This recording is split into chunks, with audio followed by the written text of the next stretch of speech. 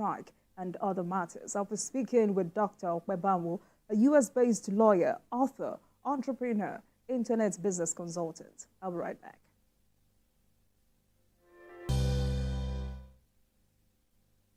Welcome back, everyone. We continue to gather more insights and perspectives as the meeting of the Tripartite Committee on the Minimum Wage has continued negotiations over a new minimum wage for workers in the country. You would recall that a joint National Executive Council meeting of both Nigeria Labour Congress (NLC) and Trade Union Congress relaxed industrial action for 1 week with immediate effect. With the agreement reached, the federal government has assured labour leaders that President Bola Tinubu was committed to paying a new monthly minimum wage above the initial offer of 60,000 naira. Let's also remind you that the Minister of Finance and Coordinating Minister of the Economy, Wale Edun, has submitted the projected cost implications of implementing a new national minimum wage to President Bola Tinubu. Mr. Edun's submission of the cost implication follows a 48-hour ultimatum issued to him by President Tinubu on Tuesday during a meeting with the government's negotiation team on the new minimum wage led by the Secretary to the Government of the Federation, Senator George Akume. Well, we await what that template is all about. But for now, let's get the perspectives of Dr. Ope Banwo, U.S.-based lawyer, is also an author, entrepreneur, internet business consultant on the labor union strike and other matters. Good evening to you, Doctor. Thank you so much for joining us tonight. Welcome to Politics Tonight. Thank you so much, and I'm so grateful for having me tonight. Thank you for joining us as well. Now, I'm sure you know there is no definite figure for now, but we heard Governor Hope Uzodimma saying that the committee is close to having a harmonized figure. So first, what do you make of this recent development between Labour and government? Well, to be honest with you and to be frank, I think that showdown was long overdue. In a situation where the average Nigerian person or the minimum wage is 30,000 naira and has been like that for 5 years, while inflation has galloped to more than even 100% in that 5-year period, I think is untenable. And I think something needed to be done. And people are literally almost starting to eat from those bins, even though people don't want to acknowledge it. Something has to be done. The minimum wage we have now is unsustainable. And enough game is being played by both sides to the point where now, finally, I think Labour decided that they're going to put their foot down, and I cannot fault them for deciding to call a strike. Something's got to give at some point, and I also understand that the federal government is dealing with humongous challenges, especially when you realize that more than 90% of their revenue is going to servicing debt that was incurred before they even came to power. So they have their own challenges, but at the same time, I think Labour deserve a much bigger minimum wage. So something's got to give. So I'm happy at the development. I'm happy that finally government is taking them serious enough to have given a 2-day ultimatum to the minister to go and come up with a plan, even though I'm wondering why do they need that ultimatum? Don't they have a plan before, with all due respect? But if Labour didn't force the issue, maybe Edun would not have been forced to give the president alternatives and what to do. So we should all welcome it. So, concerning this projected cost implication, what exactly is your projection and expectations?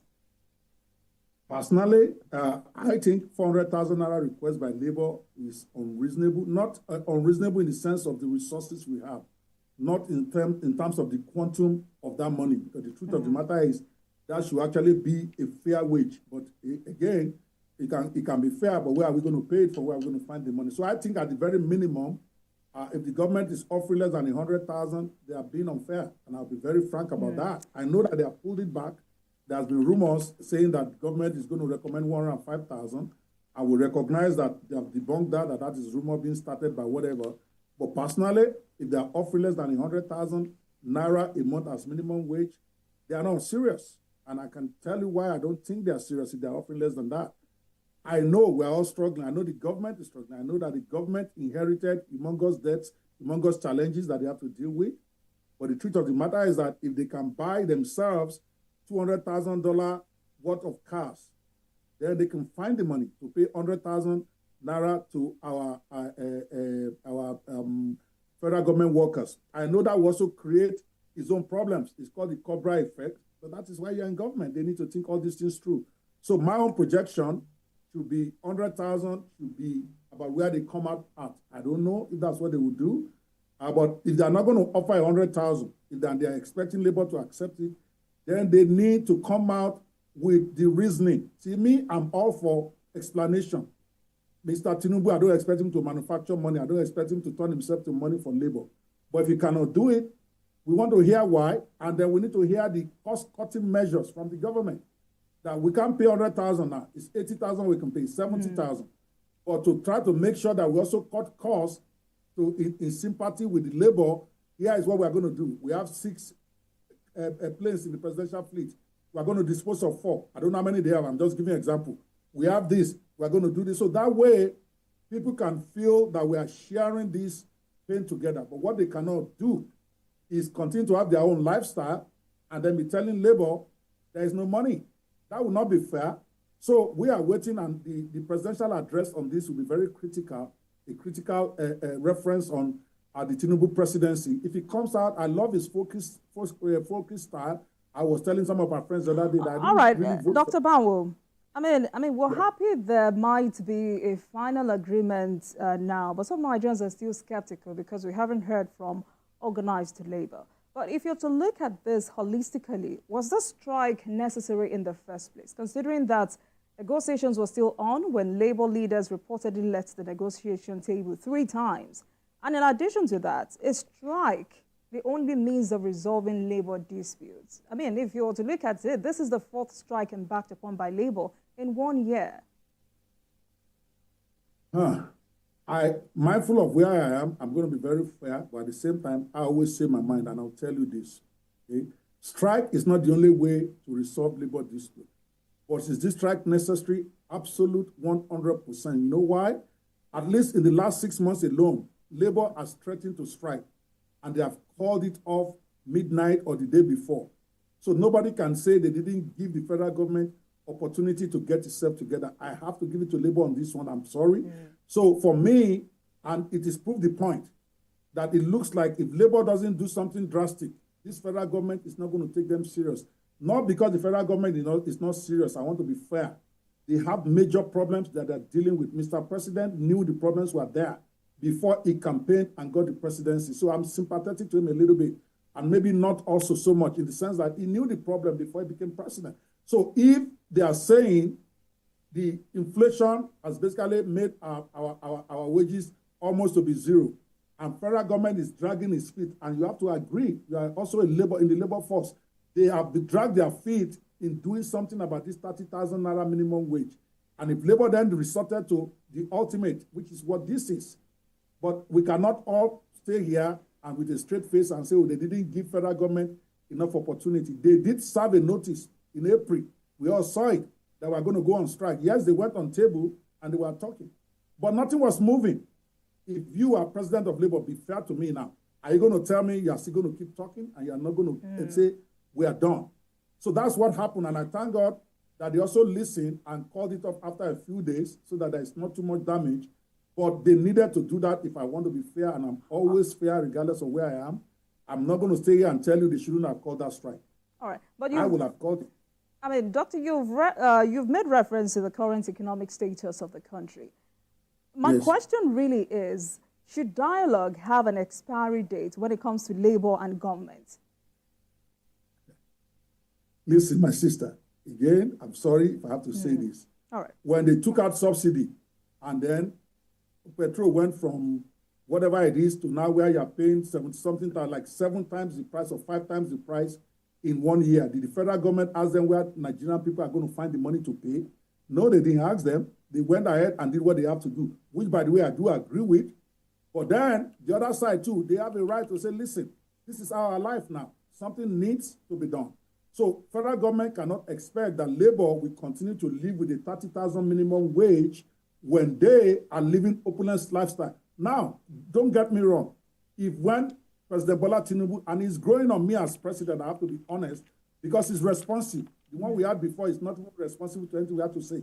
If he had come out and said, listen, things are bad, we need to cut our costs drastically, starting with me, and then he announces some major cuts, and then he tells the National Assembly, you're not going to be doing all that your crap you are doing, and you want to buy $200,000 car. It's not happening, but we don't have money. If he had come out and said that, I would have said Labour should not go on any strike because it is tough. Even finding 30,000.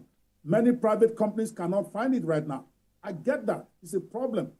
But what I'm saying is that if we are all one Nigeria, Nigeria will hail this, what we have gone back to.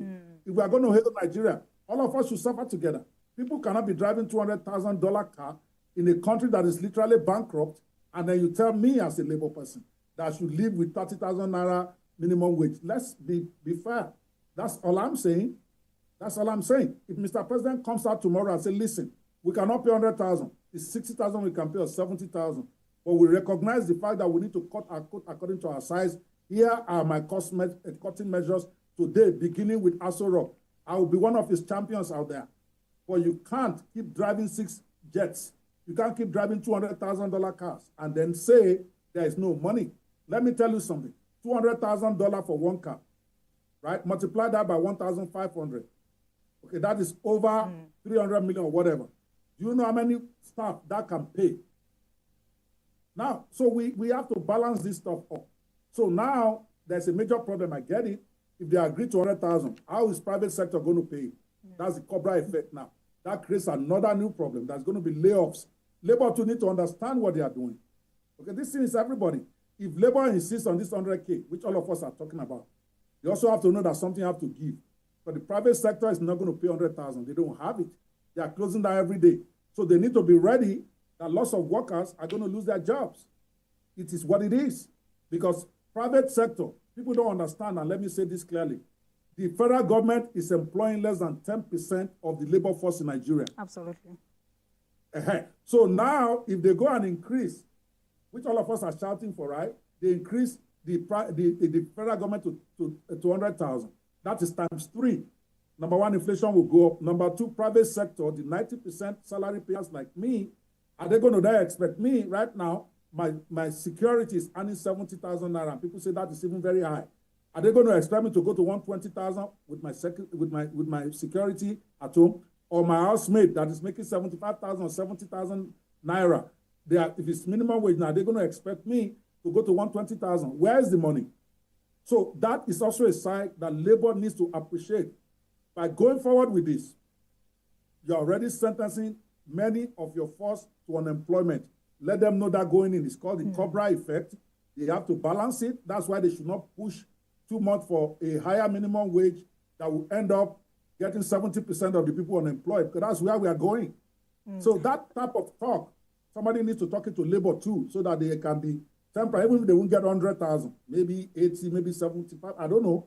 But 30,000 definitely is not acceptable. I'm happy you talked about us balancing this off, because with this harmonized figure that may be announced in a few hours, we don't know what the figure is. I have to make reference to TVC President Festus Osifo, who had said Labour will reject little addition to 60,000 naira. He had also talked about, economists have come up to say that, yes, Nigerian workers deserve more, but we must be ready for the economic consequence of this action. Are you sure we're ready for this? No, we're not. And that is where this is sad, because it's like subsidy removal. Everybody wanted subsidy to be removed. Everybody screamed at everybody.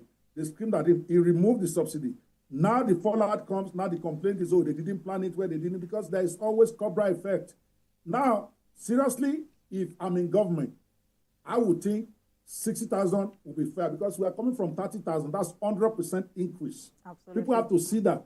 It will not be adequate, but it will be what is fair right now. Otherwise, because when they do 60,000, they are expecting private sector that employs 90% of the people to pay that money. That is manageable than 100,000, which I'm saying is about the minimum that I think is fair. Fair does not mean you have to do not everything that is permissible. How do they say that in the Bible? Not everything that you can do that you should do, right? So in this case, Labour has to think it very well. If they come back with 65,000 maybe, or 60 or 70,000, I will urge Labour to take it.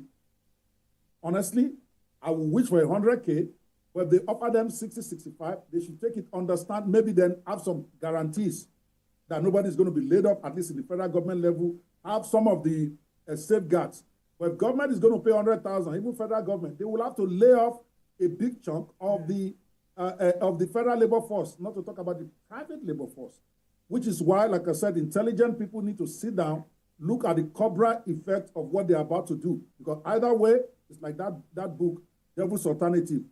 Blood is going to be shed on this matter. And by that, I mean people losing their jobs. I'm not talking physical blood here.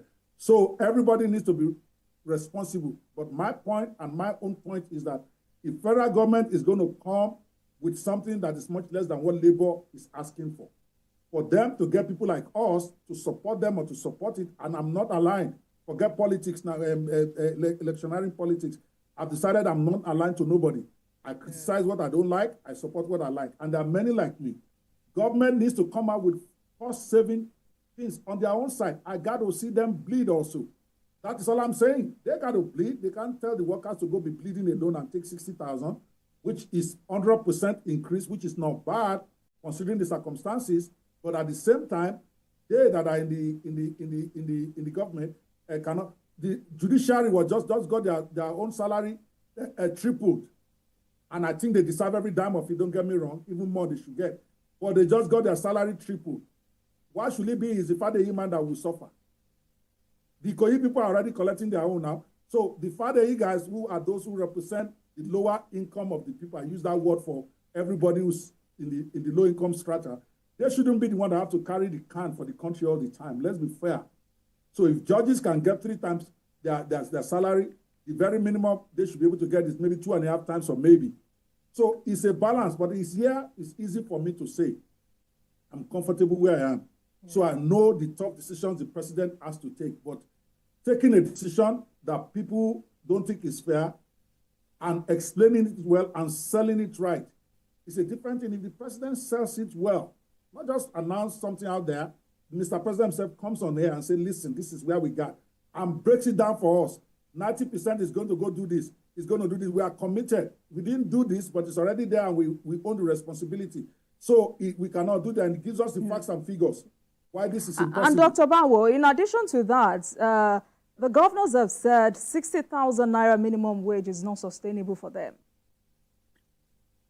Well, I hear you, and it is not. I guess this, I don't know if I want to go there now, but my point is a lot of our states right now, they are not viable, but nobody is talking about that. See, now the question is if they are not able to pay 30,000, remember, some states right now are owing 8 months salary. Some are owing 6 months at 30,000 naira. It is, unless you're a magician, there is no way they can pay 60,000. We all know that already. That's why I'm saying labor needs to understand there's going to have to be a reduction in the labor force if this is going to work. But for that to be acceptable, like I said, then the federal government themselves have to cut their own code too. If they don't do that, they're already threatening June 12 or whatever, things are going to happen. Hey, we need to all be very, very responsible now, all sides, and let nobody be dismissive.